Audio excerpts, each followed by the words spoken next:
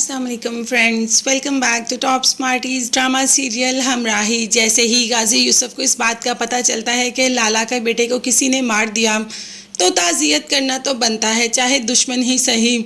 मगर पिछले कुछ दिनों से आपसी ताल्लुकात काफ़ी बेहतर हैं, तो बस चला जाता है वहाँ पे ताज़ियत करने के लिए।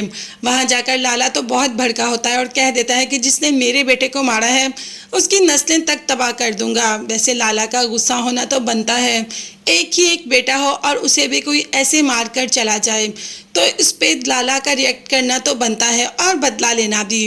अब गाजी यूसुफ भी लाला को तसल्ली ही दे रहा है, मगर ज़करिया के दिमाग में अजीब सा ख्याल आया जो कि उसने गाजी यूसुफ से शेयर भी किया। उसने कहा कि सर, मुझे लग रहा है कि जैसे इन सारे में सहान बाबा का कोई ना कोई हाथ ज़रूर है। अब तो एकदम गाजी यूसुफ भी चौंक जाता है कि क्या मतलब, सहान बाबा उधर से इतनी जल्दी भागकर यहाँ पर आ गए और उस लड़की की हालत भी मुझे ठीक नहीं लग रही थी जिसको साथ लेकर आए।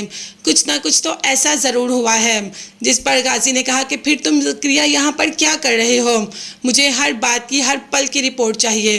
तो बस सारे जल्दी से इस मामले को कवर करो और सारा मेरे सामने लेकर आओ और मुझे बताओ कि क्या इस सब में वाकई ही सहान का हाथ है या नहीं। अगर सहान का हाथ है तो उसकी प्रोटेक्शन और तेज़ कर दो। दूसरी तरफ रानिया, जिसकी की तबीयत काफ़ी ख़राब है, जो कि अब जीना ही नहीं चाहती, अब वो इस दुनिया से वैसे ही पुरसकून होकर जाना चाहती है, मगर अपने भाई के लिए उसे जीना पड़ेगा। इल्हाम रानिया को ज़िंदगी की तरफ लेकर आ रही है, मगर बहुत मुश्किल है।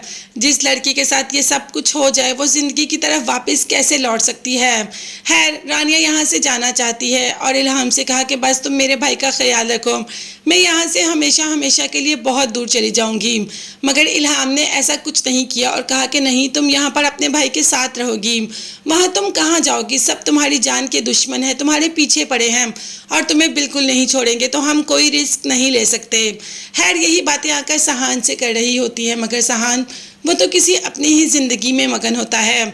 अब जब इल्हाम ने भी देखा कि सहान उसकी बात पर कोई ख़ास गौर नहीं कर रहा, तो पूछ ही लेती है कि आखिर तुम्हारा मसला क्या है, मैं तुमसे कब से बात कर रही हूँ और तुम मुझे किसी बात का जवाब ही नहीं दे रहे। जो इतना खोया खोया सहान था एकदम चौंक जाता है और कहता है कि क्या तुम एक दिन के लिए एलिफ बन सकती हो।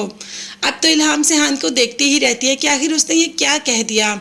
तो सहान ने कहा कि कल एलिफ का बर्थडे है, क्या तुम एक दिन के लिए एलिफ बन सकती हो और एलिफ बन के मेरे सामने आ सकती हो। अब बर्थडे तो कल इल्हाम का भी है, तो क्या इल्हाम सहान की खुशी की खातिर अपना बर्थडे, अपनी शनाख्त छोड़कर एलिफ के गेटअप में आ जाएगी सहान के सामने। भाई, हमें तो इस लम्हे का बहुत इंतज़ार रहेगा जब इल्हाम एलिफ बनेगी।